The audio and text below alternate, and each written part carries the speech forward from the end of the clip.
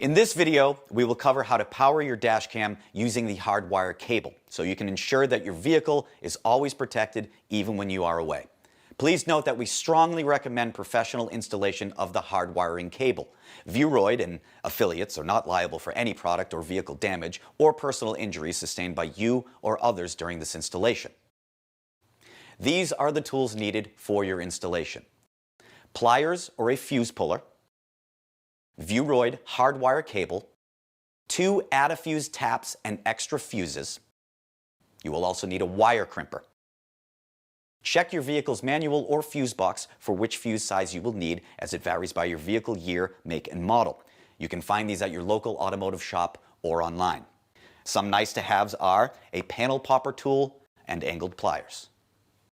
Now that we have our tools, we are going to attach the fuse taps to the hardwire cable. You will see that we have 3 wires: red, which is the switched power, yellow, the constant power, and black, the ground to the vehicle. The fuse tap will be crimped onto the ends of both the yellow and red wires.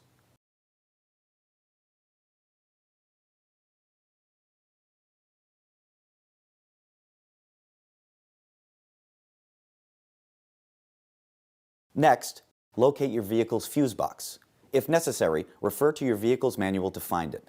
This is where you will connect the hard wiring cable. First, you'll want to locate a fuse with switched power. This means that it will only be powered when the ignition is on. Some examples could be the accessory power socket or audio fuses. Refer to your vehicle's manual for help with this. Then, locate a fuse that has constant power, one that has power even when the ignition is off. Examples of this could be emergency lamps, cabin lights, or tail lights. Again, refer to your vehicle's manual for help. Now that we have found our power sources, connect the black ground wire to a ground source, which can be any non-coated metal surface.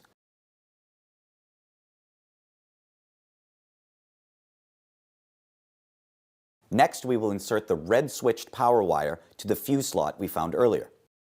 Remove the fuse from the fuse box using pliers or a fuse puller and insert it into the bottom row of the fuse tap. This slot provides power to the existing accessory you are tapping into. Insert a fuse into the top row of the fuse tap that either has a lower or equal amperage than the original fuse, indicated by the number on the fuse. This provides power to the dashcam. Next, insert the fuse tap into the slot of the removed fuse. Now we will do the same for the yellow constant power wire. Pull the fuse from the constant power slot we found earlier. Insert 2 fuses into the tap, then plug the fuse tap into the empty slot of the removed fuse.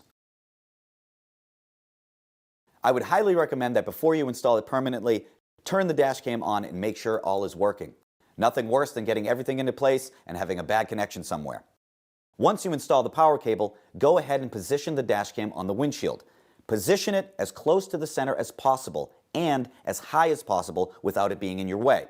Just do your best and check out the placement once we have powered on the dashcam. Once you have found your spot, go ahead and tuck the wire in and find the best route to your power source, which should be your fuse box. Once that wire is all tucked in, we move over to the rear camera. Depending on your style of car, this can be a little more difficult for the cable run.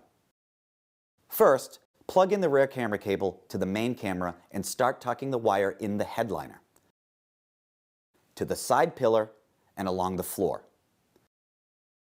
Then, fish the wire out to the trunk and find the best route to the camera.